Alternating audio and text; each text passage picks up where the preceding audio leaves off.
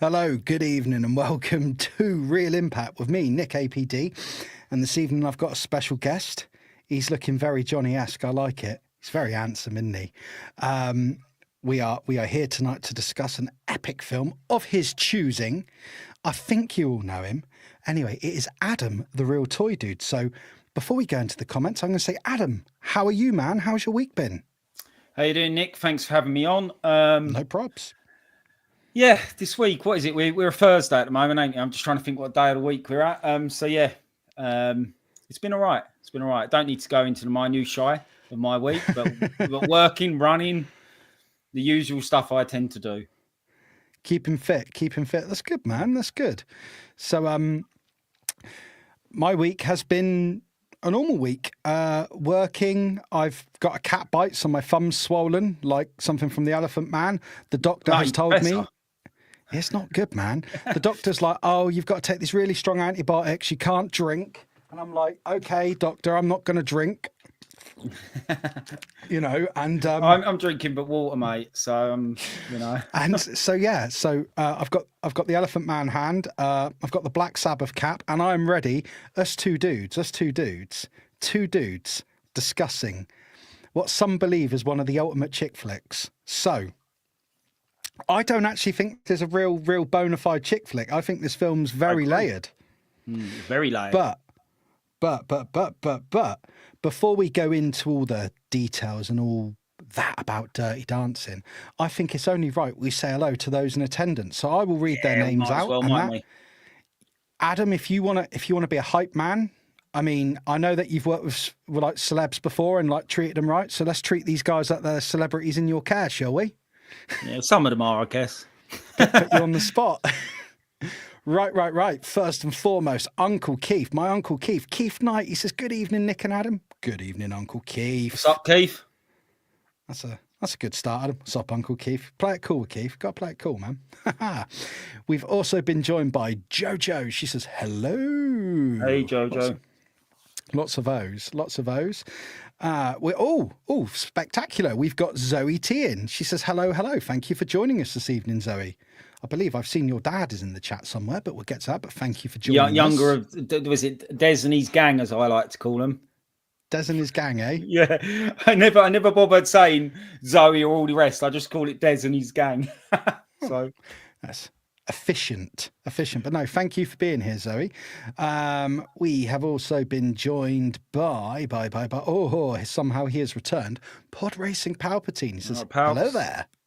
Kind of like, I'm sure he doesn't sound like that. He's the Emperor, but it's the only Star Wars impression I can do badly. A man who likes to lean, so they say. Des T, father of Zoe. He says, "Hello there, everyone. Mrs. T's looking forward for this one. I, on the other hand, well, come on, Des. You don't know your ball, mate. You're going to love it." No, I get it. Look. This is I'm actually surprised how many people I spoke to this week who haven't seen this film.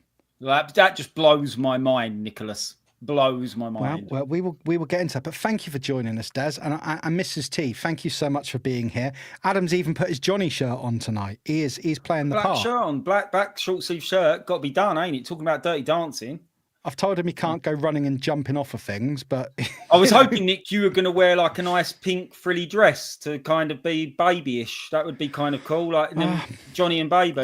I've got the bust. I'm still stacked from Christmas. Couldn't quite zip it up at the back. You know how these things. Well, you don't know how they go because you believe in health and fitness. I'm terrible. We've been joined by our super spanner, Monkey Boys Toys says 8. People. Hey, hello, Dave. Good to see you, man. Thanks for being here. I know that he's not a fan of this film, but ever dedicated to the series. He's here, hoping to learn a few things, so that's excellent. TJC has joined us. I caught up on listening to your episode of Tub Thumpers from last night. Excellent. But Terry. Good to see you here, Terry. Let's see if we got anyone else in. Oh, Coxie's Toy Cantina. He says, "I've never seen Dirty Dancing, but I like APC and Adam, so this will be well." Oh man, I'm touched. That's really kind. I want to be nice and say thank you, but also never seen Dirty Dancing. Literally, sort yourself out. So, Well, after this, he may go and watch it. You never know. Needs to. And we've been joined by our Sai Manga Fangdanga. He's here. Young Simon. Good to see you, Sai. Thanks for coming along to support the show. Always epic of you. Ah. Here she is. Emma C. She says, "Evening, gang." Evening, Em. Good to see you. Thank you for being here. Sai again saying tip of the cap to all in the chats. He's nailed this. I always struggle with set because I have to say hello 500 times to people in these chats. Sai's nailed it and won. I got that's the easiest way to do it, isn't it? It is indeed. And then someone else comes up and you thought, oh, I haven't said hello to him. I look an arse. But you're not. You're exhausted from typing. Also, we are joined by Rolando. Good to see you, man. Thanks for being here. Thanks for plugging the show earlier in the chats and that. Really appreciate that, dude. I really appreciate Rolando. that. Oh, we have also got Tree Theodore. Good to see you, Tree. Good to see you. He says, cool, awesome film. Theo. So that's and we've been joined by the Green Uns Will Make You Badly. Arvik, Mrs. S. She says, hey guys. I know she's excited for this one. She's told me this. Howdy. Another one of the super spanners. Gerard O'Connor. He says, what's up, fam? As our street cred plummets to the floor. Well, there you go. I think we're elevating it. Like This is culture. This is culture.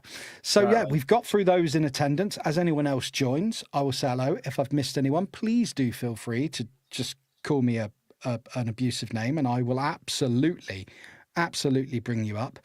And yeah, that's Adam. There's only one thing to do now, mate. We got to dive right in. So. Yeah. I always start these shows. We know we're talking about Dirty Dancing, and everyone who joins me, I have this question or a variation of this question. When did you first see Dirty Dancing, and what's a personal memory or first impression of this film? Go for your life, fella. Okay, so I think for me, I'd have to cast my mind back to sort of like probably mid to late 80s. Well, it'd be more late 80s because I'm trying to think. It would have been on VHS. So this came out in 87. So I didn't see it at the cinema because I was 6 years old. However, I would probably say it's about 89. Let's say it was 89. I come from a family where I've got two older sisters, and they loved this film. So they loved Dirty Dancing massively. And I loved, obviously, everybody knows one of my other favourite films, Top Gun. So we always... film everyone thought you were going to pick, to be fair. Yeah, so we always had these battles of like, I would want to watch Top Gun, they would want to watch Dirty Dancing. And what would invariably happen, we'd have to watch one first and then the other one after. And that was kind of the way it kind of went. And I didn't really appreciate Dirty Dancing when I was a kid. I liked the music because I've always been musically inclined.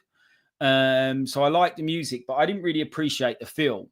And it's definitely a film that as I've kind of got older and kind of, I've watched it so many times. I probably say I've watched it just as much as I've watched Top Gun. I've watched it so many times that obviously as we delve into it, there's things that it is a bit more layered. That it's not just a film about dancing with people falling in love, which really annoys me when people say that. So but you take that quite personal, don't you, Ad? You take that quite personal, that bit. Yeah. No, that's so. Anything else you want to say on that before I lead in with my next bit, fella? And I sort of. Well, no, I just think for me, like I said, a lot of films, and I think we're all a bit like this. There's normally a personal nostalgic connection. So whenever anybody asks me what my favourite film is of all time, obviously, I'm not saying it's the best film of all time because I will always say Top Gun. And then I'll always say, like a bit of an extra, I'll go, and I do like Dirty Dancing.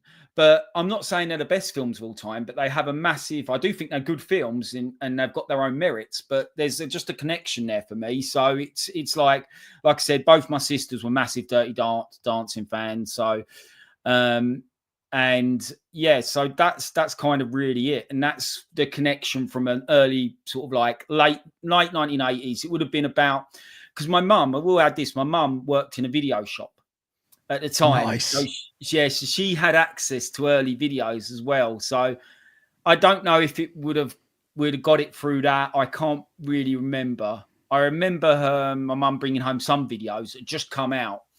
And literally, there was only like 2 copies in a video shop. And my mum would be like, we've got to watch this tonight because I've got to take it back tomorrow. I'm not meant to have it. And stuff like this. It would be hilarious. So, yeah, but that's, you know, there's a lot of memories like that. So films are a big part of my growing up. Music is. And this kind of film entangles a lot of them elements.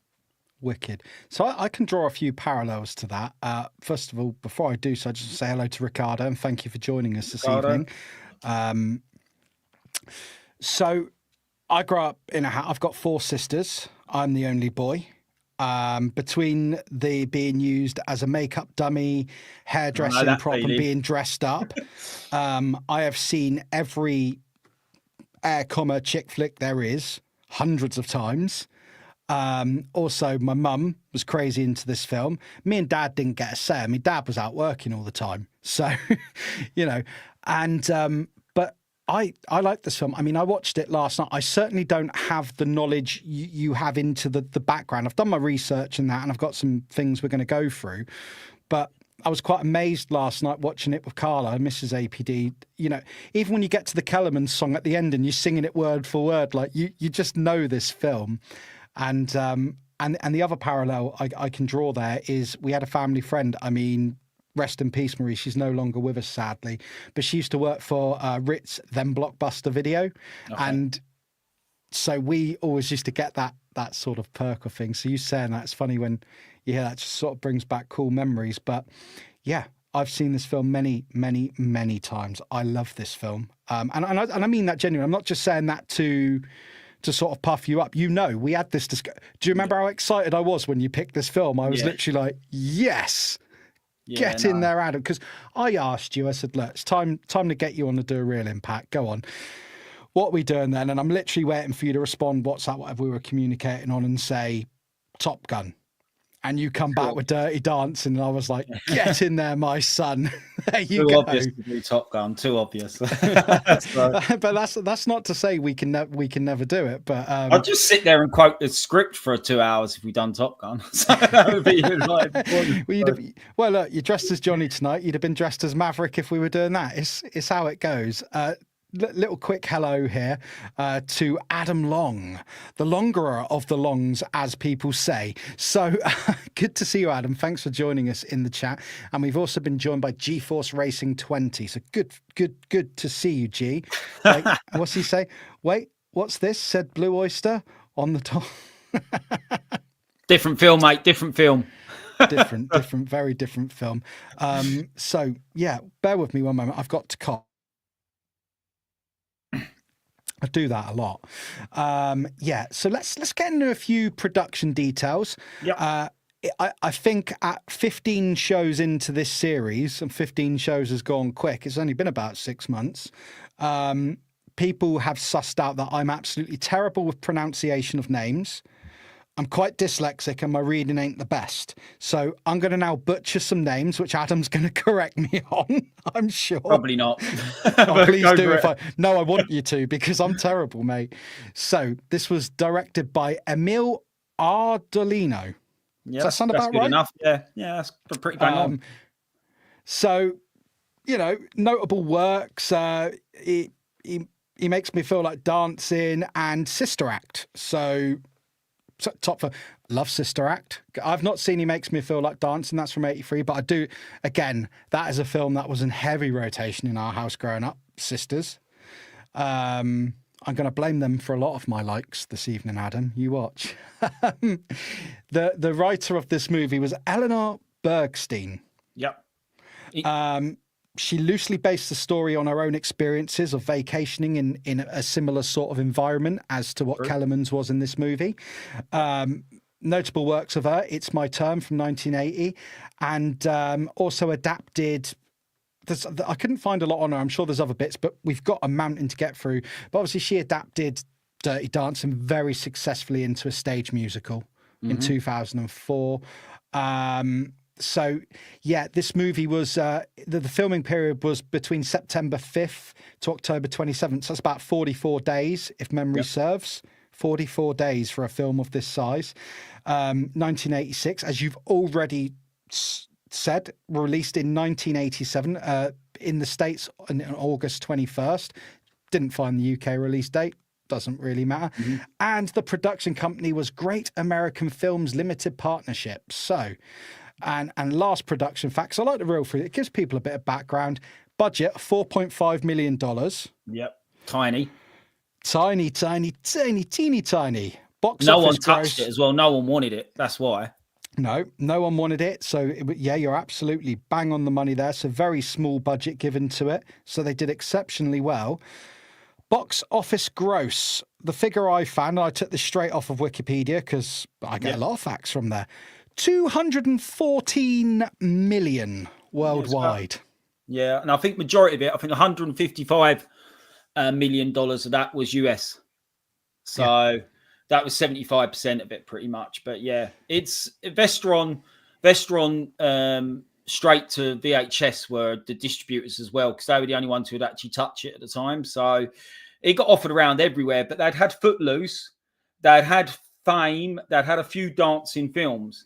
So to put out another one was kind of, and it was following on from a year where you'd had some very macho films in Top Gun, Crocodile Dundee, and so on. So basically, it wasn't vogue to put out what was seen as a dancing film at that time. But like I said, I don't like calling it a dancing film because it's not, even though that's the name, there's more to it. Yeah, absolutely. I mean, there's an absolutely epic fist fight in this film as well. You know, there's a bit in there for the boys. Yeah, so in a moment, I'm going to jump in the chat because I've seen a couple of new arrivals. I'm also going to say, and I get told off by Katna for never doing this, if you're not subscribed to the channel and you like what you see this evening, consider giving us a like. Sorry if it sounds like I'm begging, but trying to get the channel to actually get some growth. And if you're enjoying the show, can you give it a like? Because it does tell the YouTube algorithm that, and then it pushes stuff out. But if you don't want to, it's not a problem. But now to the next question. Let me put my reading eyes back in. So what do you think made this film such a massive commercial success in the box office, Adam? What do you think the elements of this film, what was it?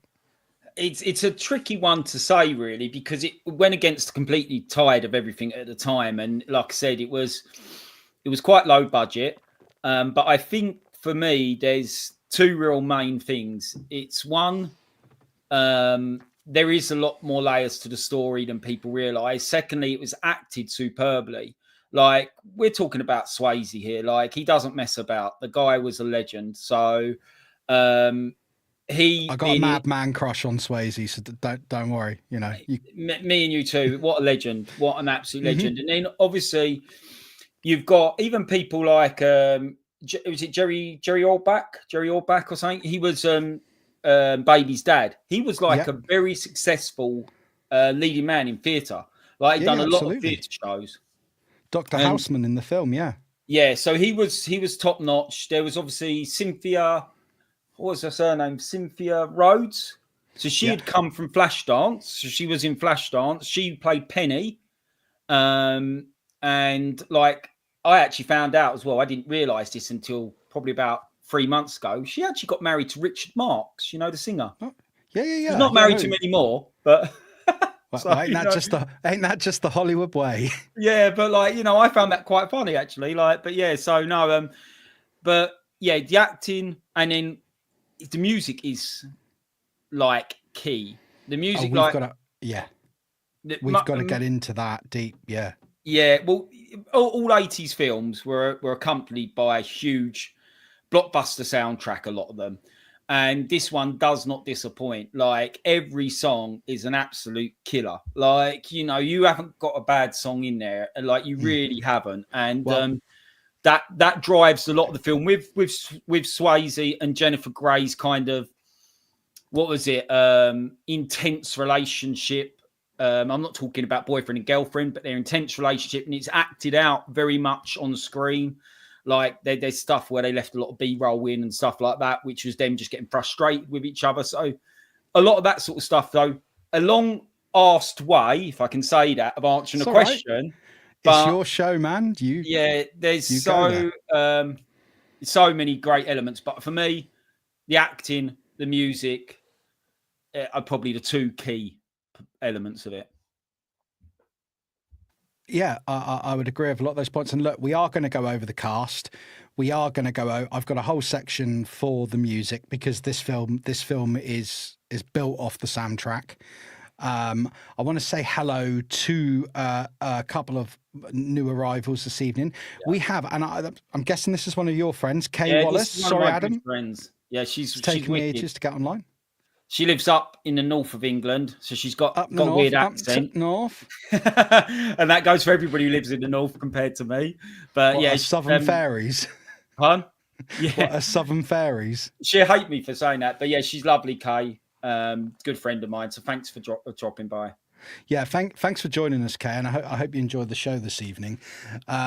We've also been joined by the lovely, the far superior other half of the Universal Toy Collector, our Georgie Norris. Oh yeah, Georgia. Yeah, she's by far the better one out of the two, ain't she? Yeah, she says, "Hey, all, I'll have to watch this on replay. Not a problem, Georgie. It's here. It's here when you're ready for it." She's got an early start, so I hope you get a good night's sleep, dude, and we will catch up soon. Right, let me just check. There's no one else in or no other comments I want to just bring up. Right, I'm going to bring up your friend's comment actually before we move on. So many elements were amazing. The sex appeal, music, dancing, layers, a few difficult topics, abortion, infidelity, etc., and great one-liners. Absolutely, and that's why this film is this isn't just two young kids get together and this, like, you know, there's like class divide and everything in this movie. It's a massive class divide film. That's quite a big element of it, actually. Yeah, so it's an epic film, and yeah, it's very, very, I think, brave of its time to cover some of the topics that Kay put there. I really do. Right, let's see where we're going to now on my list. I do have a list, because if I didn't have a list, this show would just be you and me waffling going, it's great, we love Patrick. that's what it would be. He's a legend. He's a legend. Yeah, Point Break, baby. I can't wait to do that one. Ghost. Ghost. We're going off topic. Yeah. This isn't a Patrick Swayze stream. Wish it was. So I've got a little plot summary here because a few people here haven't seen it. So thank you for still joining us. Set in 1963, Dirty Dancing follows Frances, baby Houseman, during a summer vacation at Kellerman's Resort. She falls for dance instructor Johnny Castle and becomes his partner for a final performance, navigating love, class divisions, and self-discovery. Thank you, Mrs. APD. So she helps me with this stuff. As we've already said, the story was inspired by Eleanor Bergstein's own experiences. Yep. She was also nicknamed Baby in her in her early 20s. Yep. So it's not autobiographical, as they would say, but she's brought a lot of her. I think she doesn't like being asked questions about it, but it's definitely strongly linked to her experiences and stuff like that. But I think she even had a dad as a doctor. Now the dad in it's a doctor. Like it's so closely linked. Well, my notes here also say she spent summers at Catskills resorts, which are very. Looking into it, they are resorts that were very similar in the States to what Kellerman's was in this movie. Yeah. And she was involved in dance competitions. Yeah, so let's look at the evidence. You were called Baby. You're in dance competitions. It's the list. It's mental. I appreciate she may not want to go into it, but she put that information out there. And let's face it, that does endear people to it some more as well. Because there's people like yourself, when you hear that it's inspired by, not based on true life events, but inspired by, shall we say, it does. I don't know. I think that gives a little something to the film. What do you think on that? No, I agree. Like anything, it's the same for music. If you're drawing from personal experience, if you're a singer-songwriter or in a band or even just a soloist, if you're writing a song about personal experience, it's always going to mean more and kind of probably be a bigger hit than it is just some sort of manufactured, oh, well, let's talk about girl meets boy or boy meets girl, whatever. Because it's like you've got more depth to it. That's what I think, anyway. Absolutely. I've got another question here for you, mate, because that's how we do this. We lead on questions. Did the plot concept stand out to you in any unique way compared to similar dance films of the era? Not initially, because when you think about it, the initial until it kicks off, like really kind of gets probably past the first 10, 15 minutes, it's just very much like, oh, you do think this is going to be a classic boy meets girl kind of film. But I think when you kind of scratch beneath the layers of the actual film, what's going on, then yeah, I completely agree. There's a lot of things. I don't know if you want to touch on them, but there's a lot of, we've already touched on a lot of them already, but stuff like class divide is massively signified in there. You've got the abortion.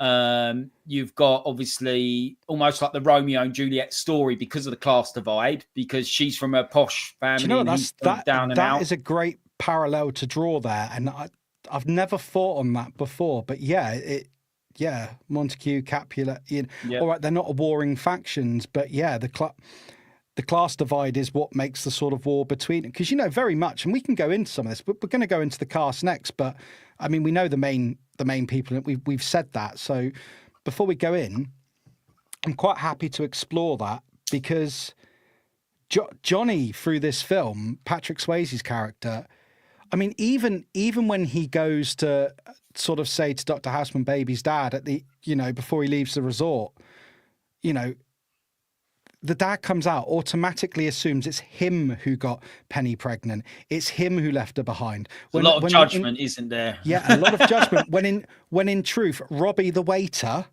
who the dad is endorsing his daughter Lisa, baby's sister, to go out with, because he's going to go to Yale Medical School and he's going to be this, is the shitbag of the story. Well, the whole thing is like, it is very, how can I put it? It is very narrow-minded and kind of judgmental as a film, but it points that out. It wants to show that you shouldn't always judge a book by its cover, and the whole kind of thing about like the class divide there, like that's what it's kind of highlighting. The whole point is that's what it's highlighting. So yeah, and I think one of the real powerful scenes in the film, and it is quite sad actually, because as I've got older, I've developed these things called emotions. Yeah, they're really bloody I know annoying. What you mean. It's weird, ain't it? Yeah, have kids, hit 40, turns out you cry at shit on the TV. Ridiculous. I don't know if it's because my testosterone's naturally dropping now, but there you go. I think that's for another podcast, mate. Yeah. Maybe.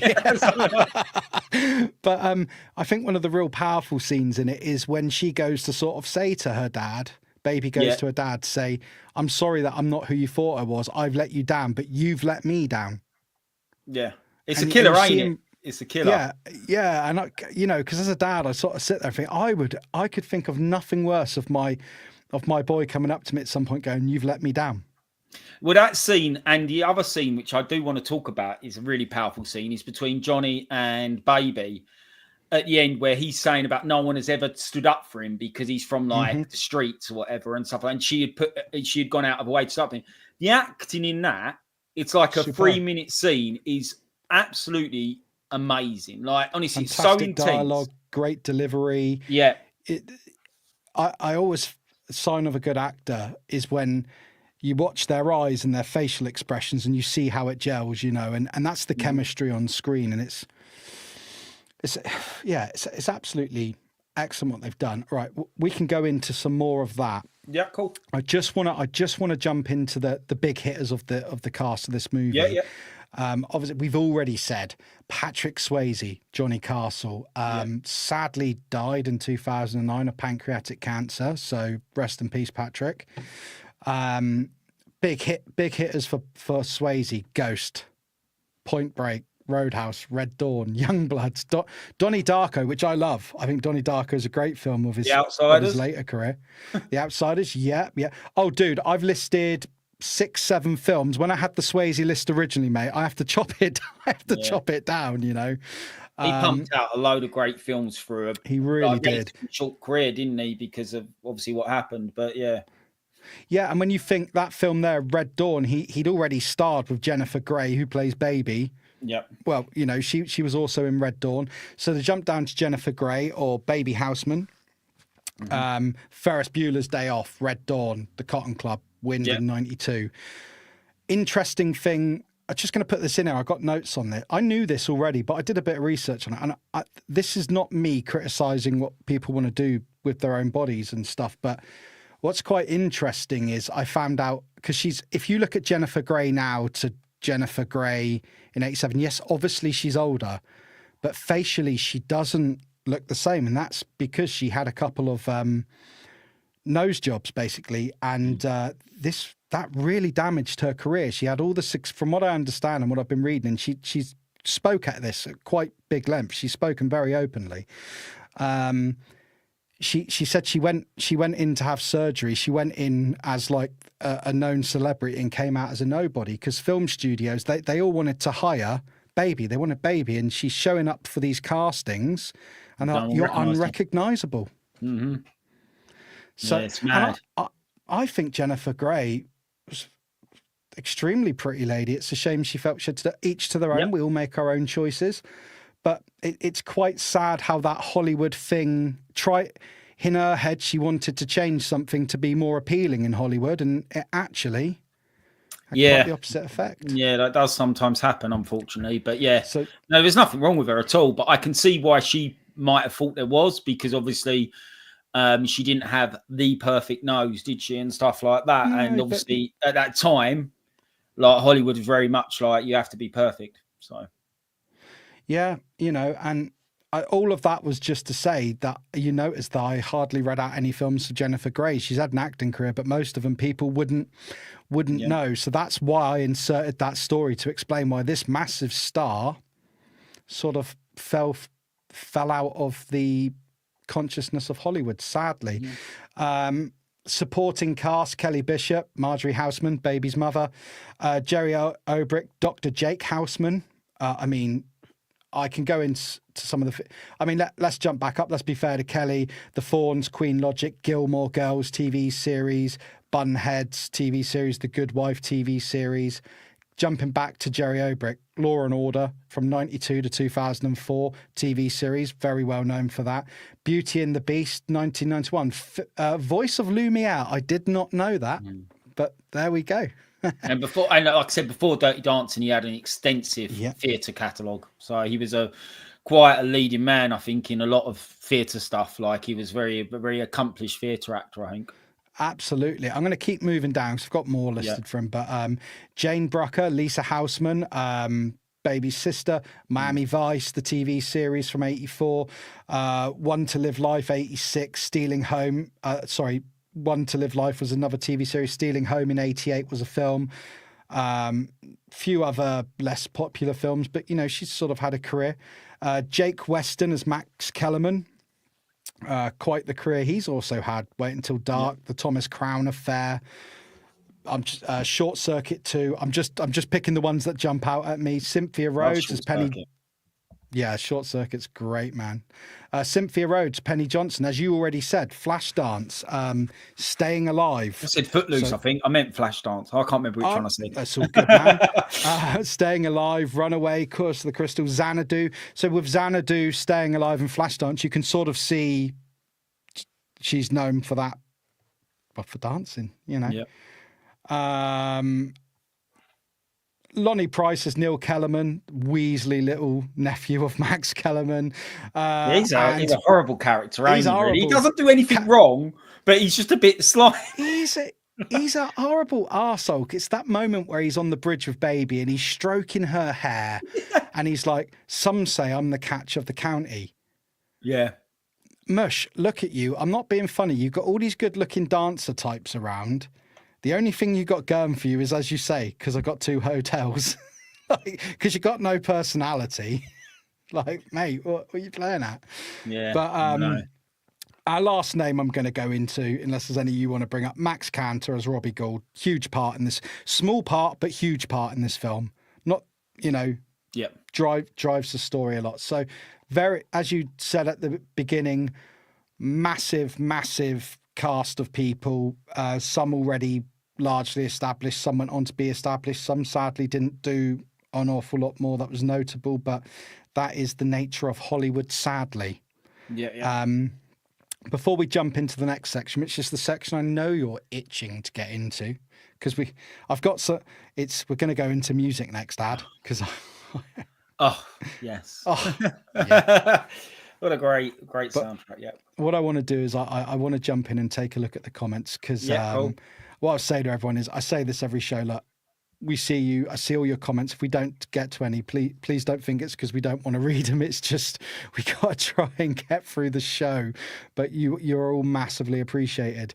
So Mrs. S says, anyone seen the extended version of the dance scene in Johnny's quarters? It's quite... I think cringe. I think that is cringe. No, I can't say I have. I think I might have at some point. I haven't for a while though. But you probably have. It's probably there buried somewhere. I don't think a lot of the scenes that, I don't know, maybe the ones that made the cut, I don't think are overly cringy. Some might look back and go a bit cringy, but I think they're just about right. So yeah. Tree comes up with a great comment here. Believing in yourself and doing what you feel is right is my favourite theme in Dirty Dancing. Kind of the encouragement I try to give friends. Yeah. Well, yeah. Baby in this movie, she stands up for people. She's what's she, 5'0" little lady, but she's got the balls to stand up to the world. And well, the thing is, it's a bit of a like, well, why they say it's coming of age, I think, is because when she's actually in the car on the way there in the first act, she's like very timid, and it's funny how that exposure to a more adult environment, should we say, and a more outrageous environment that she's not used to, kind of then gives her the confidence to kind of speak up and say, no, this ain't right, and stuff like that. So yeah. And that's the thing. And I think that goes back to the scene about telling her dad she let down. She's acting on all the morals and principles that's been instilled in her by her father. And what she realizes is the hypocrisy of, they're all right if they're people like you. Yeah. But what about these other people who aren't from our class, who aren't as sort of high society as we are? Mm-hmm. It's not fair. Great. I mean, those aren't the exact words, but that's pretty much, that's how I took it. So no, there's a lot. Yeah, it's pretty much it. All right. To go back on Vic's thing, a comment must have cut off. She's saying about, has anyone sent this in? Bit cringe, dry humping. I'm glad they used the short version. Yeah, we don't need dry humping in Dirty Dancing. Also, a massive hello to Jumpy McClunky, if I haven't already said hello to you. So General Jumpy, hey, good to see you, lad. And thank you for joining the show this evening. Let me see if there's any other comments. Oh, yeah, your friend Kay. So typical that Mr. Nice Guy is actually the asshole. Yeah. It happens a lot, doesn't it? And sounds like drawing up personal experience there. Well, I think we've all encountered people like that in our life. Big hello to our PGM, the PGM show. He says, I remember Patrick Swayze in a post-apocalyptic movie called Still Dawn. Yeah, my dad had that on VHS. It was absolutely awesome. I loved that film. That was a cool movie. Let's see if we've been joined by Gil as well. Gilster37. Hello to you, mate. Thank you for joining us. What's Em say? Oh my God, I never made the Gilmore Girls connection before. Mind blown. There you go, Em. We're here to blow minds wide open.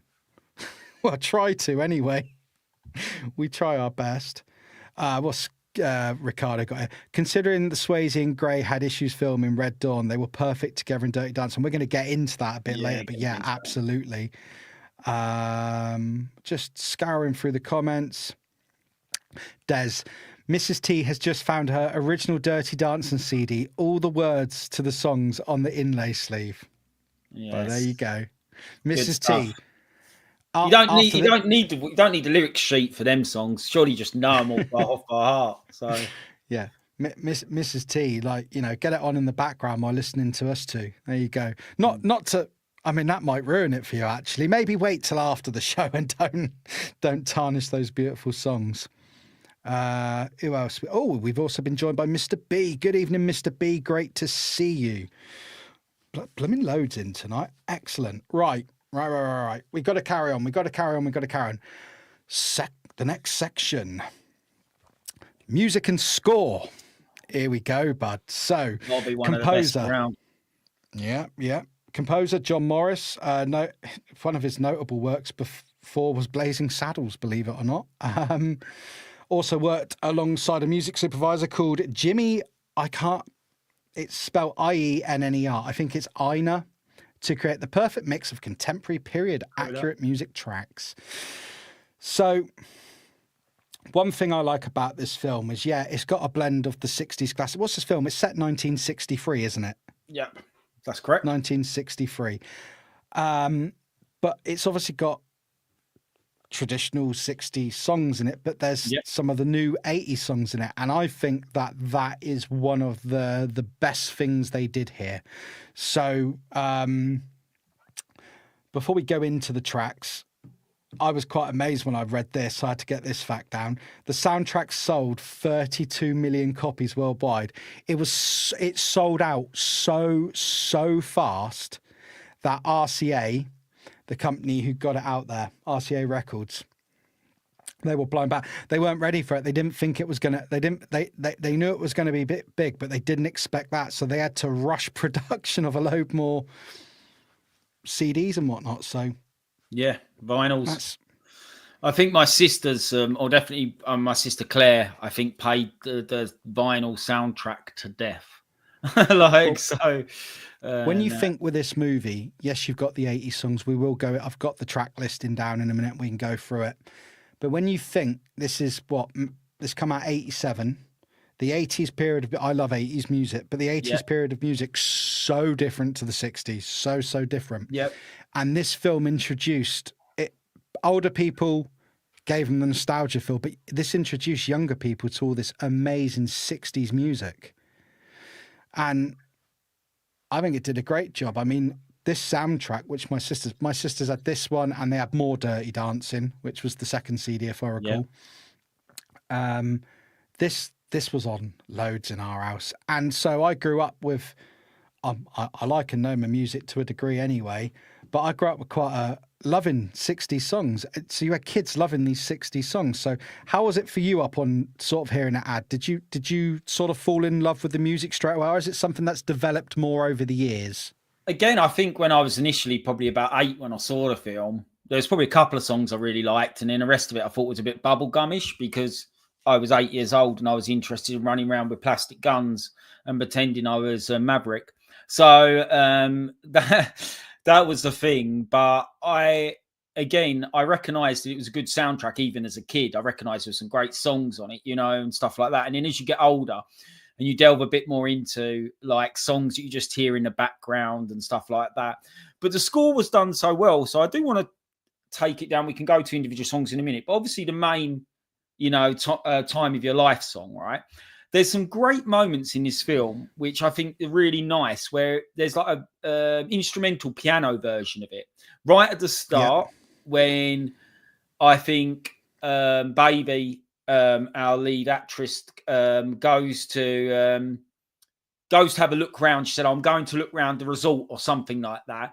And they've got like just a little kind of like tinkling the ivories to Time of Your Life, which is great. And that's brought up a few times. I think that's in the scene with her dad when they're sitting down. When they're under that pagoda thing, that it's slowed down. And I love that. Like that's really cool, because it's tying it in, because you don't get the big payoff of that song till the end, obviously. Spoilers. But you don't get that payoff until the end. But it's cool that they kind of work it in there, that tune, that little kind of earworm. But there's so many great songs. Look at Swayze made a song for it. Like he'd wrote a song in the past and said to the production, I've got a song I think would work really well in here. And that's just Swayze, ain't it? He can dance, he can act, he can sing. The man's just different. Well, he was just different, should I say. Yeah, and for those unfortunate, a few people this week did receive a video of me. My bath time karaoke videos. You don't see anything; it's just from the neck up. If you're unfortunate or lucky, however you're looking at it, some people get the occasional song. Did you get me singing "She's Like the Wind"? Did I send I that think to you? did. Got You sent to a did few send me. people. I think it was last night. But the irony was, and I don't know why all your viewers will know this. You sent that to me. You were in the bath singing it while I was in the bath. So I was just like looking at you in the bath while I was in the bath. It was kind of an interesting moment, should we say? Yeah, we've just lost every viewer now. So there we go. I'm just thinking of these sort of things that these two text each other, like so. Yeah. Men's bloody conversations, just they're some of the weirdest. So yeah, we've gone a little bit into the score. I've just absolutely slid right past the music section. There we go. So I'm just finding. Here we go. Let's go Sorry through the about tracks, that, mate. because the tracks are killer. Let's go through the tracks. So I may have it in the wrong order because I took it from a list on Google because I don't own a physical copy of the album. I listened to it on Spotify this week. So yeah, you've got I've Had the Time of My Life by Bill Medley and Jennifer Warnes. I've got a few bits written down, but what do you, Phil? Go ahead, Ad. You Well, know it's a this. I'm relatively quite happy for unknown you to song, discuss wasn't it. it, at the time? I think. Mhm. I think one of the I'm probably my facts are wrong here, but I think someone on the production team was just like, "Have you heard of this song? This could be a really good song for the end." I don't think it was Kenny Ortega, the choreographer. I think it was someone else it might have been the director actually, who said this song would work really well for the end, and they were just like, "That's perfect." So that's the showstopper, isn't it? But there's so many other strong songs, but that's the one that obviously people know. There's one song I do want to bring up here, which and I knew this anyway because my sisters had both the albums, and I think they bought them just because the song that surprises me. I don't know if it's for licensing reasons or whatnot, but "Do You Love Me" by the Contours wasn't actually on the Dirty Dancing original album. They released it on the follow-up album, More Dirty Dancing. So that was surprising because I think that's one of the "Do You Love Me?" No, That scene though, as well, when that's in, that's quite near the start. It's about 15 minutes in, isn't it? Where they break into. She goes in behind the curtain and sees them all kind of gyrating and dancing, and that song's playing, and like that is just really I don't know. It's a really, I think, really well goes with the situation there. Like that's a quality song. Yeah, so. she carried a watermelon, mate, and she did. and got to rub herself against. I got to finish that sentence. She got to. This makes me sound terrible. She was rubbing up against Patrick Swayze because that was the Dirty Dance, and that was the whole thing of it. And that scene, you sort of see this sort of timid little girl. She's just like looking around, like, oh my god, well, she's used to seeing like foxtrots and all these traditional dances and whatnot. And then she's like, Jesus, what are they doing? They're rubbing against each other. I mean, watch the film, It's not meant to be guys. a comedy moment, but the end bit where he walks off and then they're all like clapping, go, "Way!" like this, and she just like does this. Yeah, and she's really, it's proper funny. I don't know why. It's just like a real it's really well acted because she looks so far out of her depth and shouldn't be there. So she clearly has a crush on Johnny the first time she sees him earlier on in the film. She really does, and now she's in this she is a girl from sort of an upper class family. Dad's a doctor in the 60s. She not used to this stuff. She's gone from like this Kellerman's type holiday she's used to, and she's suddenly walked into this club with all these kids. They're dressed, they're scantily clad, they're hardly wearing anything, they're hot, they're sweaty, they're literally rubbing up and down on each other, gyrating. And then her crush comes up to her, and then sort of tries to give her a few dance moves. I mean, yeah. And that bit you say, it is funny, but it sort of shows that it's the first time her world's sort of blown wide open, isn't it? Like this isn't playtime anymore. This is the real world. That's for me when the film starts, if I'm honest. Like for me, that's where the film starts because that's where the dynamics, you kind of see all the layers. Like you've got the class divide meets each other because you've got obviously her from a posh family and then him from sort of like the streets, and that's where it kind of. I think just that's when it starts. That's about 10-15 minutes in. I think when Baby asks Johnny's cousin, like, where did they learn to do this? She's like, back home in their basements. these kids didn't have the same privileges that Baby had growing up. They had the music and they had each other, and this is what they came up with again. So back into the class thing, but yeah. So that song, "Do You Love Me," it is part of the soundtrack, although on the second part of the album. "Be My Baby" by the Ronettes. That's Love one of my that song. favourites, actually. Absolutely great song. "She's Like the Wind," we've already discussed, by Swayze, written for another movie. I think it was about 3 or 4 years old when I think he tried to get it in the movie Youngbloods, I read somewhere, and it wasn't accepted for it. And he sort of said to the producers of this film, "Well, look, I've got a song." And when I was listening to it whilst watching the film last night, I've seen the film loads, but I always watch them before, even if I know them really well. It's surprising to me just how well the lyrics actually fit the film. If you didn't know, if they'd have said he wrote this for this movie, so you agree with that? Yeah, it just slides in perfectly. No changes. Yes. That song just works. Yeah, no. I was going to say, I definitely, I do agree. Yeah, like, I think it's a very, like I said, he's probably pulled it from his personal experiences, I'm guessing, somewhere. It feels to me that he's pulling that from personal situation, should I say. I don't know where he got it from. I'm guessing he did write it on own personal experience. It feels very raw and very emotive, so that's why. Annoyingly, and I do apologise for this, I thought I wrote it down. He did write it with a lady, and my bad, I haven't got that information in front of me. But yeah, but it's known largely as Swayze's song, slotted straight in the Dirty Dancing. And co-wrote, he still wrote some of it, so yeah. Oh yeah, well, he's just as responsible for coming up with it. It's a great song because that's the moment when Baby realizes he's got to go away. It's all and it's sad, man. It's like it's a proper moment in the film where you're like, this is sad, and you sort of start to think, this isn't going to work out between them, and everything's against them. But we know things change. "Hungry Eyes" by Eric Carmen. I nearly always say Eric Cartman when it comes to Eric Cartman because of bloody South Park. But great song. Great song. My reaction to all these songs is just going to be, great. It's not one that I'm going to say that's a bit. Let me go through them, and if there's any in particular you want to talk about, because we can sit and go, that was great. Yeah, that's what I mean. It's just going to be good song. We've got "Stay" by Maurice Williams and the Zodiacs. Yes. Yes. Oh, I love that song. Mary Clayton. "You Don't Own Me" by the Blow Monkeys. "Hey Baby" by Bruce Channel. Now, probably my second favourite song in the film, and I absolutely love this song, "Overload." This overload. Okay. Yeah. And I love that scene.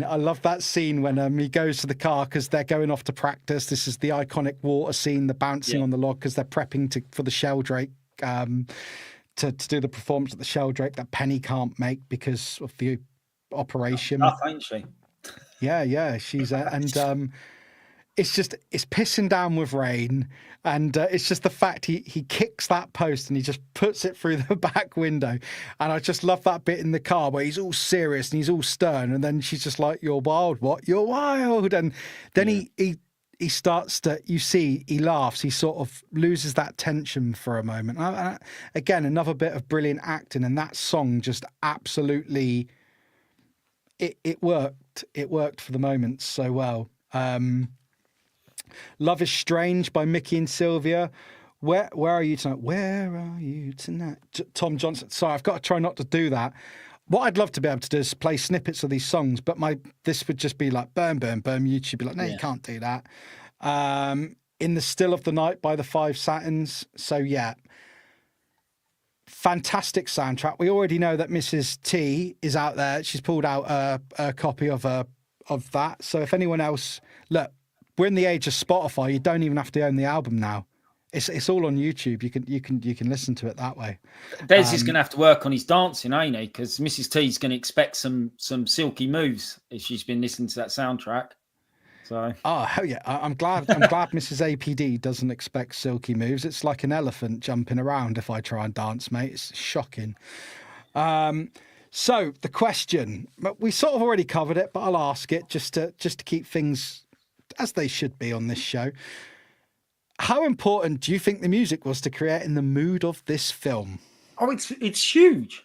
It's huge. Like I think if like I'm sure as they were producing the film, they didn't have the rights to some of the music at the time, so they were dancing to click tracks and dancing to no music and stuff like that. Now, if anybody's ever told you to dance to no music, like seriously, it's ridiculously difficult. So because you have to imagine a song in your head and imagine dancing to a click track. A click track is just literally that, like you know. I was a bass player for many years in a function band, and you know, we have click tracks to practice to, and it, you know, and it is just to give you the beat, like a metronome, you know, or they set it, and even like. So I laughed at one of the comments. So that's cool, man. Well, once we got past this, we're going to dive back into the comments, look at and sort of get ourselves up to speed with I've the been comments. told off by Des, but I will get to that. He's a bit annoyed. I said he's got to work on his dancing skills, but we'll get on to it. Well, you're just assuming that Des doesn't have smooth, silky dancing skills. How wrong of you, Adam? He's a silky leaner, so maybe he's leaning. He's got some dance skills as well. I imagine he's good at the smooth criminal dance, but there you go. Anyway, so yeah, the mood of this film. Before we get back into the comments, it's everything to this movie for me. And as you say, the cast dancing to click tracks. So it's not the most inspiring when I used to practice to a metronome, let alone having to dance and try and show that emotion and character. So this testament to how good the choreography was and how professional they were. Yeah, no, I agree. Definitely. You can't even imagine it really. Like it would have been pretty hard work, I would have think, to be an extra or even to be a main on that film set and to go, right, okay, roll, and he's gonna be just or nothing. Like, sod that. Like, it would have been very hard. So. Years of practicing, I can tell you, it's like this. Yeah. Yeah. It's just does your head in. I know. It's a good job I got OCD. So I used to get told all the time by my guitar teacher years ago to use a metronome, and I was just like, no, like hate them. So, mate, I got OCD. I count in fours anyway. I'm like the perfect metronome till you want an offbeat. Anyway. So yeah, we're agreed. So is there anything else you want to say on the soundtrack of this movie before we move it on? No, I want to big up it's on the music side. I want to big up the choreographer. Kenny Ortega is quite a well-known name. Done so many things. Like, honestly, he was the choreographer for the Michael Jackson film, This Is It, that never got made. High School Musical, I think he was involved in. Hocus Pocus. There's a few things. Love Hocus Pocus. Yeah, he's sequel. He's a massive he's probably like one of the most famous choreographers in Hollywood, I would say. So to him to be on that and working on that was huge. And I dare say that this did give him. I mean, I don't know how successful he was prior to this movie. He'd done a few things, I think. I should imagine this did kind of boost his career somewhat. Massively. Right. Yeah. So the backbone of this movie is its music. So let's go into the comment section here because it's only fair. What did PGM put? Adam, did you steal that black shirt from the dancing scene at the end? Have you got your dancing shoes on as well? You will never know. I want to ruin it for them all. Go on then. Well, Adam's wearing grey shorts beneath that, and I'm wearing Marvel pajama bottoms. That's the truth. We shouldn't tell him that stuff. I'm literally wearing grey shorts. Your business up top. Yeah, I've gone for the mullet, but in clothing terms. So yeah, business up top. Pot. No, I'm not going to say that. Yeah. Anyway, moving on swiftly. What's Pap say? You've never experienced Dirty Dancing until you've seen it in its original Klingon. Pap's you nutter. Right, let's have a look. Vic says, one of the songs that makes you want to throw yourself around is that song, Yes. Oh, yes. That's a great song. Yeah, it's great, definitely an upbeat song. one, ain't it? Isn't that the one at the end? Isn't that the credit outro? Yes, I believe so, as the credits roll. Yeah. Kay saying, you got that right, Adam. I'm sorry I've taken a while to... That was because she said about, oh, isn't it funny how Mr. Nice Guy is always typical, it was always the arsehole. I said, that sounds like it's coming from personal experience. So that's what she's replied. So. Good memory, mate. Emma saying, we had Hungry Eyes from Dirty Dancing as our wedding song. Good work, Em. That is good work, Em. You get points for that. You get APC points. Yeah, I'm impressed. You get 10 points from me. So I haven't embarrassed you this week. I won't on the next one either now because of that. You're clear for another show. What's Kay saying again? Should we chat about the fact Swayze also wrote and sang She's Like the Wind? Yep. Well, we did that, but that's because I'm a little bit. He's not behind. He hasn't got the mouse. It's me. Sorry, Kay. Yeah. Sorry. Yeah. Des saying about Oscar-winning song being I've Had the Time of My Life. I think it was Grammy, weren't it? Did it win a Grammy? It might have won. I've got some notes up here on it. Let me jump up to it. Pretty sure it won a Grammy. Right, wrong. The most famous song from the movie I've Had the Time of Life was performed by Bill Medley and Jennifer Warnes, composed by Frankie and had a Golden Globe and a Grammy. I'm not all thick up there, see? Yeah, it's good to have these notes. It's good to have these notes, isn't it? What we got here, PGM. Swayze has a broken foot or ankle as he was dancing on it, which was amazing. He would do anything for the scene. Not quite right. He had I think he had a meniscus or an ACL injury in his knee. Well, either way, I mean, same props to him. That's an awful injury. And that was the problem, yeah. So he had a bit of a weak knee at the time. We have also been joined by Mr. Reynolds from Reynolds Reviews. Luke, hang about a Dirty Dancing live stream with two dudes. Yeah, unapologetically so, Luke.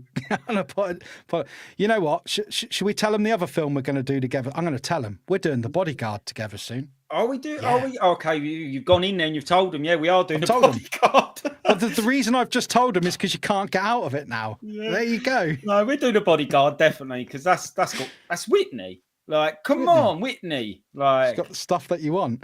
Yeah. Joe saying I thought it was back. That was messed up. I mean, there were a few things I read about. The thing is with the internet, it's like when you research, you can always make errors when you research because you're just reading from multiple sources and lots of different people. And it's Chinese whispers over the years. Definitely the knee was from the director. Like, he's actually quoted as saying he had a messed up knee. So I'm pretty sure it was his knee. So I see Des is coming out. Work on my dancing. How dare you, sir? Well, I tell you what, now he said that though, we're seeing Des. Well, I'm seeing him, yes, shortly, in April. NEC. We want to see some dance moves. He's kind of put it out there now. We're expecting some dance moves. He has. Des, you'll have to join us at the hotel when we get the whiskey out. Then you can dance all you want. Are there any scenes that involve Silky Lean in Deswood Haystack? Keith, excellent. I'm just making sure I haven't missed anyone. What's Zoe saying? Yes, High School Musical. Now that's a bit of me. So, Zoe, the younguns. Well, Mrs. APD is a massive fan of the High School Musical films and has been to see the live production. So by default, I have seen the High School Musical movies. Adam, you can't tell people off for not liking Dirty Dance and then give people grief for liking High School Musical. It's a little bit hypocritical, sir. I've tried to watch it, but High School Musical for me was a bit too. Not this about that. It's a bit too much for me. Well, it's not aimed at the age group of this film, shall we say? Exactly. Yeah. What I like, obviously, we've talked a lot about Dirty Dancing, but the one thing we've got to touch on is Dirty Dancing is quite a hard hitting film in the respect it touches on a couple of really, and to to quantify with my comment about High School Musical. High School Musical is aimed at a younger audience. So, you know, this Dirty Dancing wasn't really aimed at, you know, kids to dance around to or whatever. So, yeah, that's my view on it. So, yeah. I got to get in a few. I'm going to come for a few more of these comments here because they're all kicking off now. Keith, bass players are the metronome. Yes, we are, Keith. All we hear our whole life is. Yeah. That's all we hear. It's burnt into drummers our brains. As well, to be fair, as well, though. Yeah, we make them drummers and bass, I'd say, definitely the rhythm. Yeah. Paup saying, where can we cash these points? That must be the points for the APC points. Yeah. I don't know what they for. I'll have to start awarding them out per show and do a tally board, and at the end of the year give away like a pack of Chupa Chup lollies or something. I don't know. Emma C, looking forward to the dance off at the NEC. Of course, Emma C's going to be there. Jojo, who's also going to be there. Add these to your list. I'm looking forward to seeing the dancing. They're both staying at the hotel as well, so they're there for the whole weekend. Emma saying that they can judge. Des has told everybody, so like Des is, you know, now. We're expecting something special. I'm expecting Des Swayze. Yeah. Like, this is what I'm expecting. I want Des to walk in, as you walk into the hotel foyer, but I want him with a black leather jacket on with the sunglasses on, you know, with the Johnny walk, you know. And hopefully walks up to you and he says, nobody puts baby in the corner, and grabs you and whisks you off, Nick. Well, I just finished his comments. We're near the end here now. G saying Nick said it was guys versus girls. Joe saying she might even join in. I'd pay to see that. M saying I'll nominate myself as the official camera woman. What? That's a cop out, mate. Dance competition. Des and Adam video coming up. Wait, hey, look, we can do it. We can have an APC community dance stream once it's all done. Every time Nick does the clip trap, my brain starts AC/DC back and back. Yeah, it's true. Dan. Can't do anymore. You get copyrighted.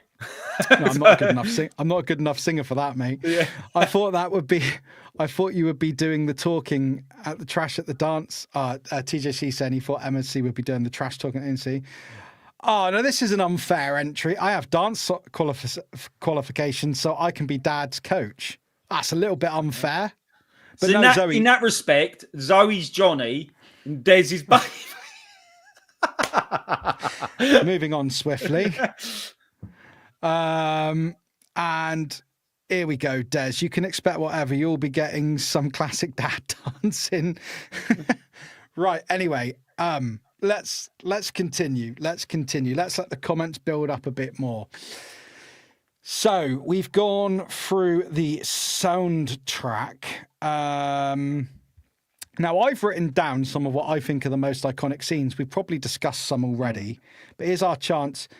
Now this does heavily rely on you having seen the film, because I'm not necessarily in chronological order here. And also, if you haven't seen the film, I'm not apologising for a film from 1987 for spoilers. You've had your chance, people. Yeah.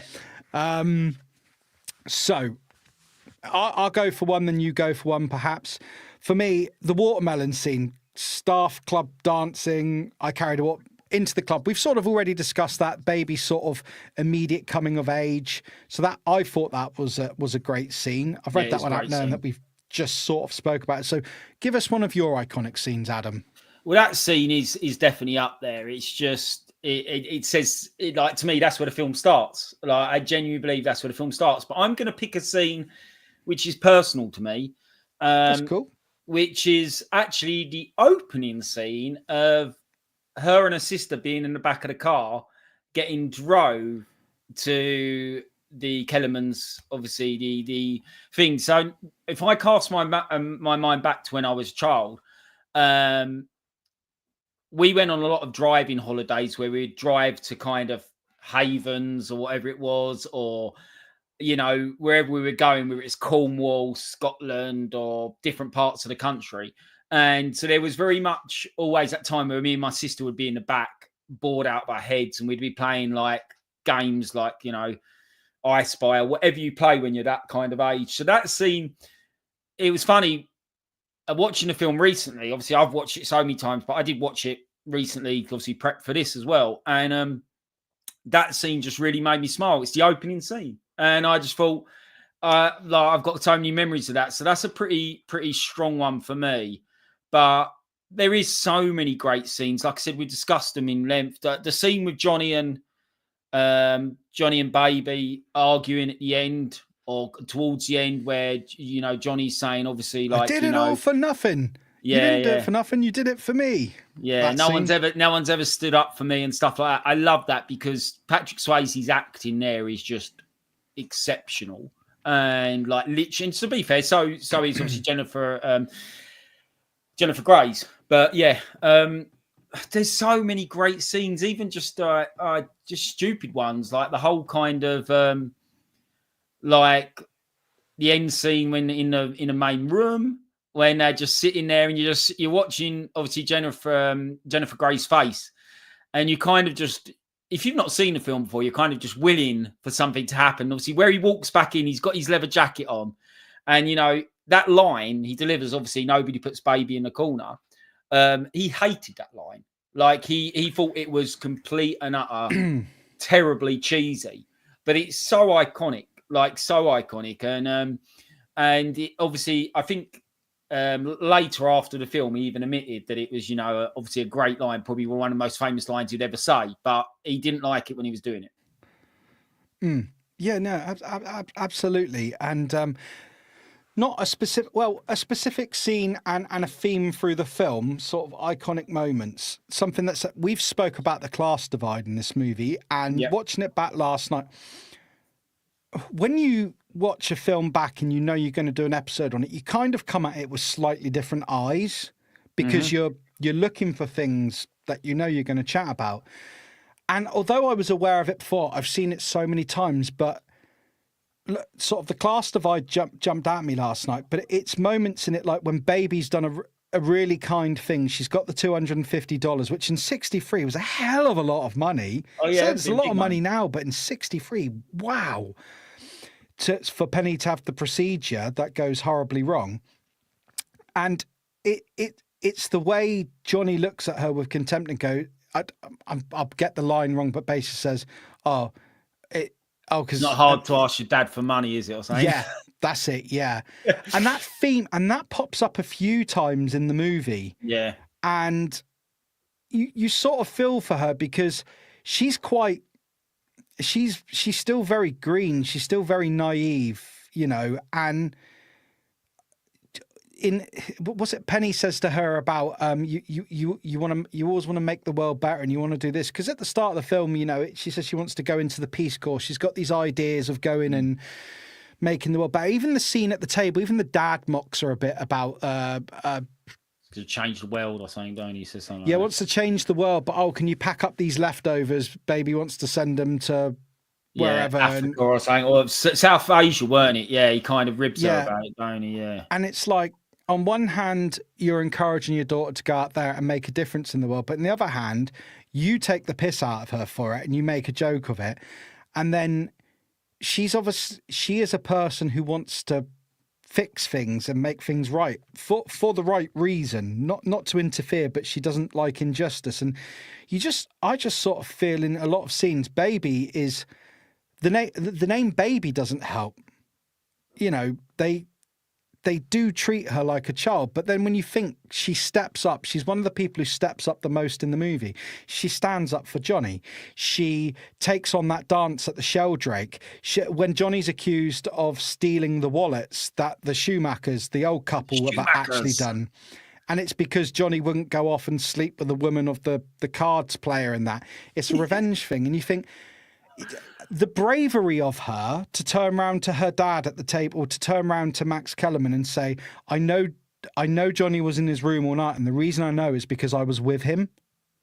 And yeah, that's a good scene, actually. Yeah. You know, and no one's taken her seriously. So even that Weasley little bastard grandson of Max Kellerman, and he's a Weasley little bastard. We're long enough in now that it won't affect the stream. he's like, stay out of it, baby. It's like, who the hell are you, mate, to just randomly talk? Like, you speak down to this woman, you treat her like this little lady, your opinion doesn't matter. And it's like, and that's that in the film annoys me, how, you know, the hypocrisy towards her. Baby's going to go on and change the world. But every time she tries to do something, people just sort of crap on her. And it's like, I don't know. Did you pick any of that up, Adam? Yeah, no, of course. But then I think that's the whole idea, isn't it? To kind of almost, it helps the arc of the whole payoff, isn't it? Because it's kind of like pushing someone down, and then obviously they get the comeback like that, and that's what I kind of feel it is. That's what I kind of feel it was obviously wrote for, to kind of like put more kind of what is the word, like a jeopardy in there, like a bit like, oh right, you knock this person down, knock her down, and yeah, she's only just trying to do, and not being taken seriously because of obviously she's 17 or something like that. So, you know, it's kind of, that's the thing, isn't it? So yeah, but it's like I said, the film is a feel-good film at the end of the day, and you know, if you've watched it or not, you know that there's a really good outcome at the end, and you know, it's not like you're not gonna go away thinking, oh, that was a bit grim. So something I noticed last night, and I was saying to Mrs. APD about it, the sort of under the pagoda or whatever you call it at the start of the film, and baby's got 2 left feet. She's stepping on people's feet. Yeah. By the time then she's in the club with Patrick, that's when her eyes awaken, when the film starts for you. When the film really does start to kick off, she learns a little bit. Then she steps up for the Sheldrake, and by the end of the movie, she's basically like this amazing dancer. But it's like she grows up. As she grows up, her dancing sort of grows with her, if that makes any sense. I don't know what I'm trying to say. I know what I'm trying to say, but I'm not articulating it particularly well.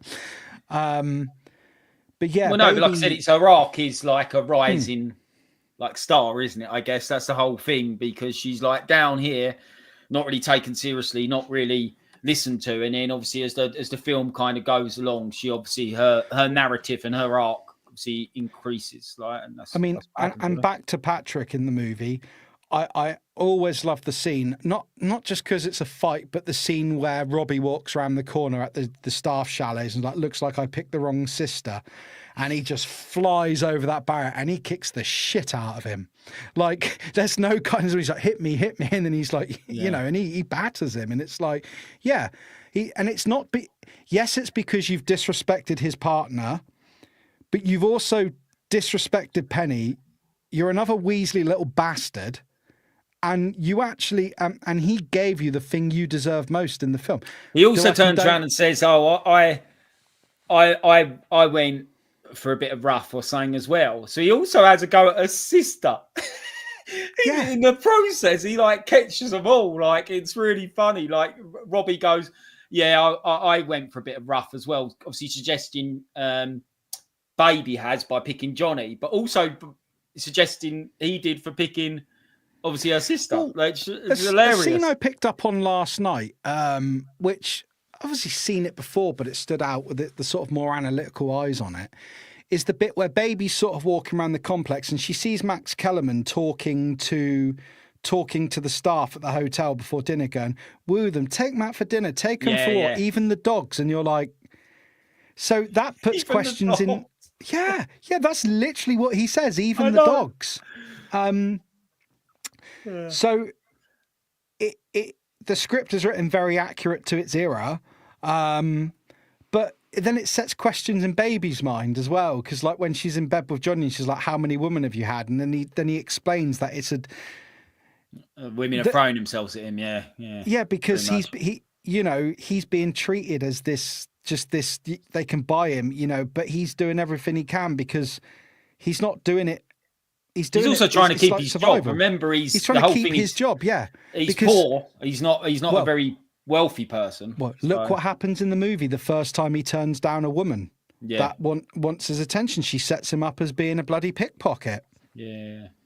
So and he's never going to be believed in that environment by any of the other people.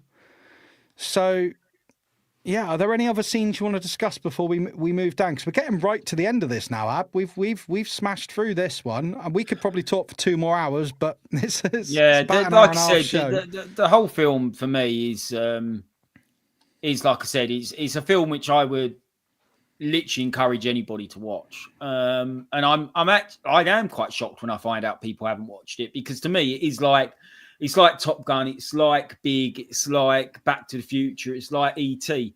These are films everybody of our age, pretty much, or from Hey, I'm younger than you, easy fella.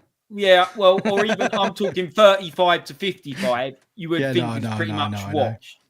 You look younger than me, to be fair. So yeah, but yeah, I personally just think it's a great film. It is a great film. It's a film I've definitely grown to appreciate more over the years. And there's a number of different reasons for that. It makes me feel nostalgic. That's why I've got the poster on my wall. It's like and I would say this, it's always a film that's always about, like, when I used to go clubbing, like when I was younger and that, and like in my late teens, early 20s, Dirty Dancing music is played all the time in nightclubs and bars. It is like and people absolutely go. I've been there, mate. I've done the club scene. We're only a couple of years apart, and I've seen it.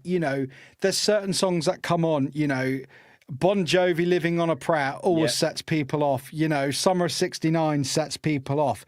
Yeah, Stick Time of My Life on, or a song from the Dirty Dancing soundtrack. It's one of the most. It's one of the most. I think Time of Your Life is up there. It's like in the top 5 of the most played, like, wedding songs, like first dance songs. Does not surprise me. Yeah, so we've had a couple.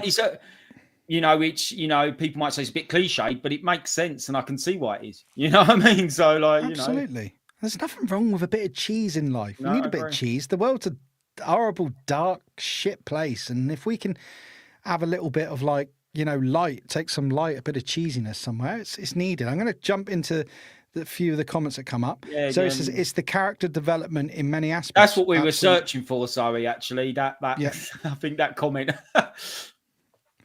Well, Zoe, the invite will be put to yourself at some point very soon, if you would like to appear to discuss a film on Real Impact. So, and even if it's High School Musical, I'm in for it, mate, because it's your pick. Right, what's Monkey Boy said? Nick, you better read my next comment, because I'm not very good at thinking and I tried really hard to be insightful. Brace yourself, here it comes. I've already read it, and it is quite insightful in a way, yeah. Right. Would you draw any comparison between the lift in Dirty Dancing and the crane kick in Karate Kid in terms of hugely telegraphed physical action that is significant to the resolution of the narrative? Yes, 100%, and that is that's a killer question. You win the comments section tonight, mate, for that one. And what's great about that is she can't do the lift. She can't, and yes, it does.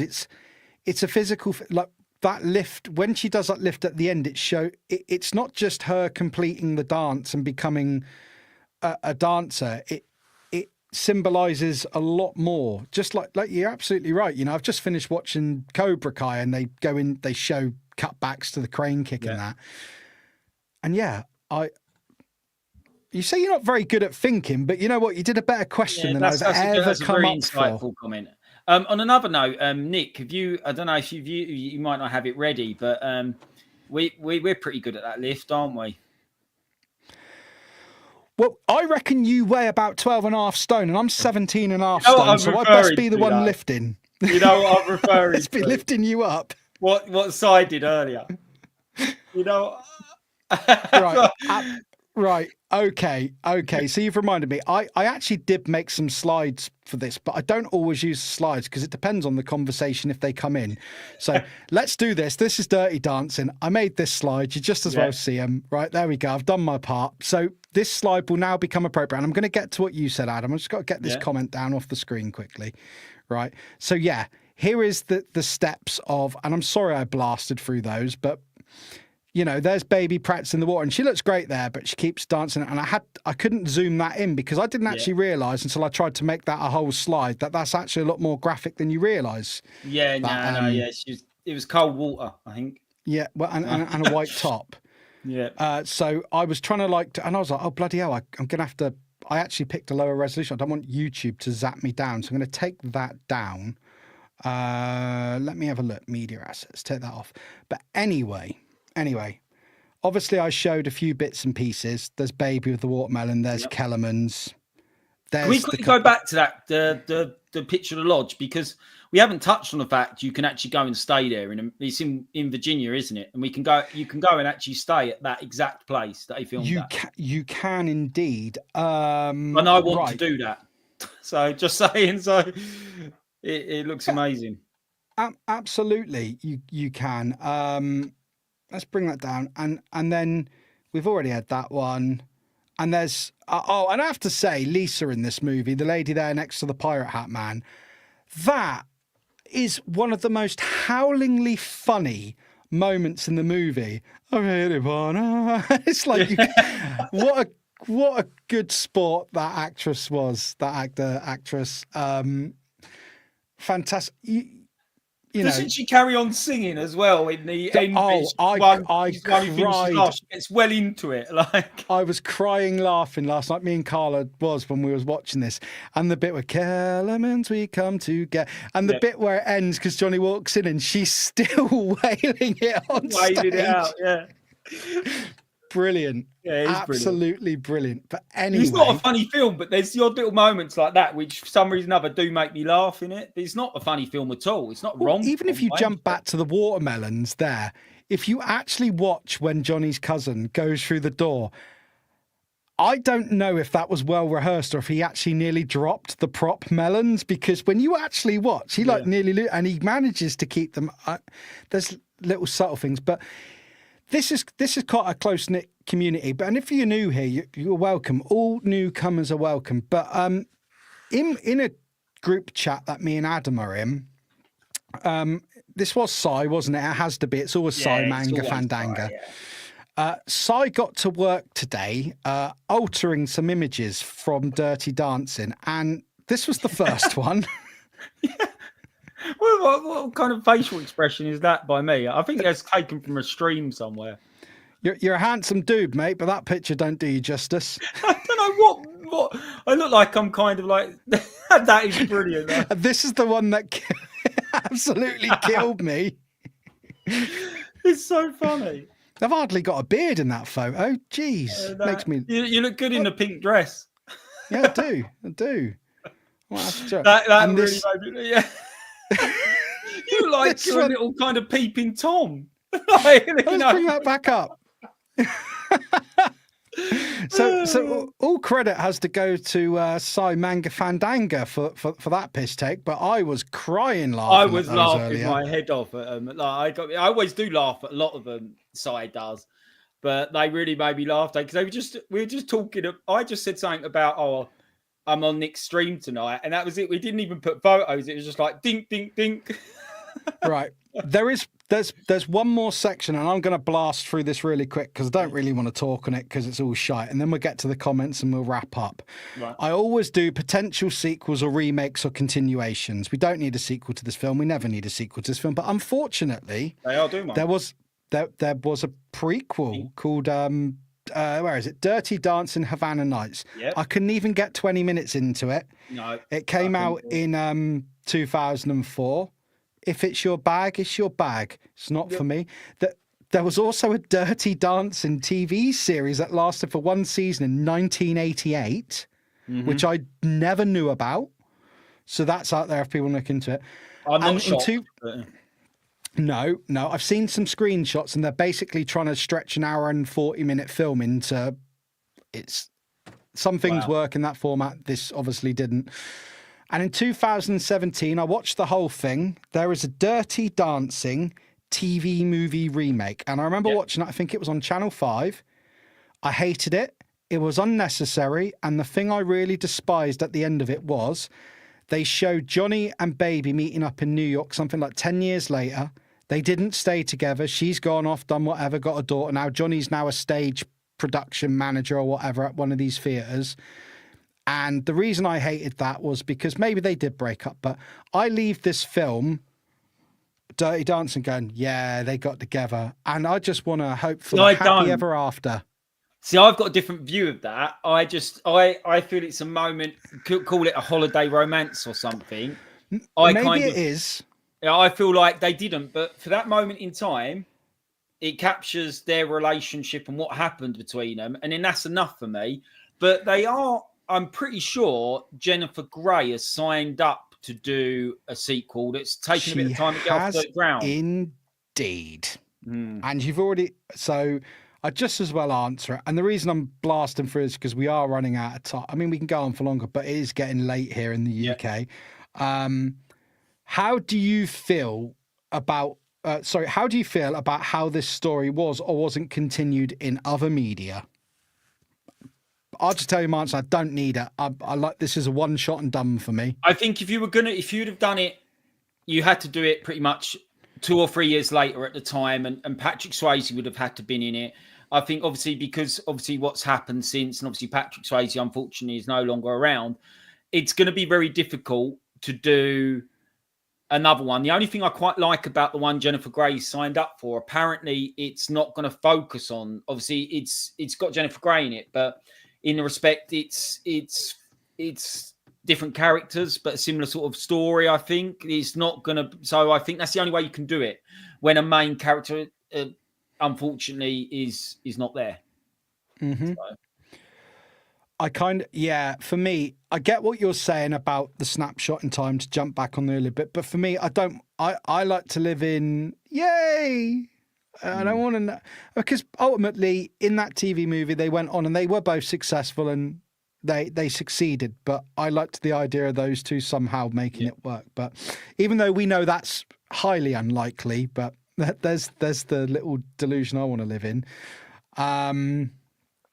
So yeah, sorry to buzz through that section. I just want to jump into the chat now.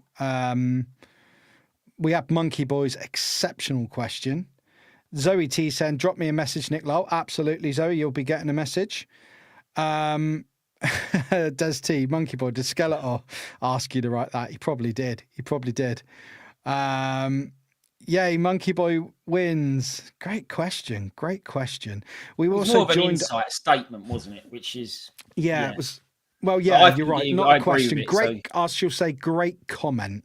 Yeah. I'm not sure if I said hello earlier or not, but hello, Zombie Hunter. If I didn't, good to see you. Thanks for popping along. And what's this from G? I'm there, mate. I'm there. I would love that. A 2-night date, special cocktail exclusive. So basically, the resort you can go there and have a cocktails and. They drained the lake though, haven't they? Because they had problems with the lake; it was losing water. So the lake in the film is not there no more. But everything else is now got plaques all around it that kind of signify this is where they done that in the film, and you did the hall and all that where they done the main dance. Perfect. This is a comment that very few are going to understand, but Des T will. Just bloody paint some SBR around it; it'll be all right. That'll seal it. Right. Let's have a look. What else we got there? We got Jojo saying, "I told you you'd look good in a pink dress." I never said I wouldn't. Look, I've got the cleavage for it. It's I just held back this evening. I was going for more understated. Lots of people saying hello. Vic saying I refuse to watch it. I think she's referring to the sequel. Yeah, it can't be referring to the actual film. No, she loves the film. And Tree saying thanks, Nick, Adam, and moderators. And yeah, massive thank you to the moderators. First and foremost, massive thanks to you, Adam. I've really enjoyed this one. I've had the time of my life, mate. Oh, you knew I was going to do it. I knew that was coming. Happen. Yeah, of course you did. You've been great, mate. You're coming back on. It's already been discussed. We'll let the cat out of the bag. Bodyguard, yeah. I mean, but Whitney, it may not I could talk phrases about Whitney. So it may not happen for a few months, but it will happen. I've got a list. Yeah. As I said the other week, anyone who's said I can do a show, it's not necessarily that it's like trying to herd cats, getting YouTubers and people. You took me. We came up with this, didn't we? Like I said to you before Christmas. So this has been a few months in the making, anyway. Takes a while, doesn't it? Yeah, and then I want to jump to the chat and say, look, it's always great to have you in. There's been loads of you in this evening. It's been a real steady flow of you. You've been great. You've put some great comments, had a great laugh. Thank you. As I said earlier, I don't like saying it, but I've got to because, you know, YouTube doesn't really push my stuff. If you liked this, could you pop a like on the video? YouTube love it. They really do, and it pushes the video. And also, if you're not subscribed and it's your bag and you want to see more of this this waffle and nonsense, give us a sub and ring the old bell thing, as they say. But it's been excellent, mate. Thank you again, Adam. Thank you, chat. Sorry to the comments we didn't get to, but as I say, I see you. I appreciate you. I always do. Can I just do a couple of quick plugs? Absolutely, because I was coming to that very shortly, but you do it, get in there, do it. Obviously, we all know, a lot of people know Stu, the Universal Toy Collector's got a 24-hour charity live stream in 2 weeks' time, I think. And then obviously there's me and Martin from a long, long time ago who are zooming around the country in 24 hours, parallel with that stream, visiting a load of toy collectors, and some of them have been in the comments tonight. Don't want to give anything away. And yeah, just everybody tune in for that because it'd be really good, and it is for charity. Also, yeah, I think that's it. Also, if I see anybody in the chat at Sandown on Saturday, it'd be great to see you. If not, I'll see you at NEC in April, which will also be cool. So yeah, and links to Adam's Instagram and his toy show are in the video stream description, so please do go follow him there. Check out his toy show. Yeah, 27th of April. There you go. In Southend-on-Sea. It's our second toy show. So me, Dave, and David, which gets a bit confusing, 2 Daves. But we run a toy show in Southend-on-Sea. It's a vintage toy show. Early bird, £2 entry. So come along and buy loads of toys. Excellent. And a quick hello to Ghosty, who's joined us towards the end, but thanks for popping in, Ghosty. How you doing, mate? You just missed us. No, it's all good. It's all good. It's there on the rewatch. I've already said that you've all been great, so you have all been great. Now done your plugs. Going to be back on the 1st of March with Lady Stephanie. Oh, sweet. And, that's a great guest. Yeah, and I'm not going to say the film yet. I'll put it out in the next week or two, but it's an epic one. It's a great film. So guys, Adam, thank you again. Chat, you've been brilliant. See you all on the next one. And guys, me and Adam are going to do the awkward wave while I load up the outro video, which I never get prepped because I'm literally a numpty. And we're going to say, see you on the next one. Bye, guys. Bye.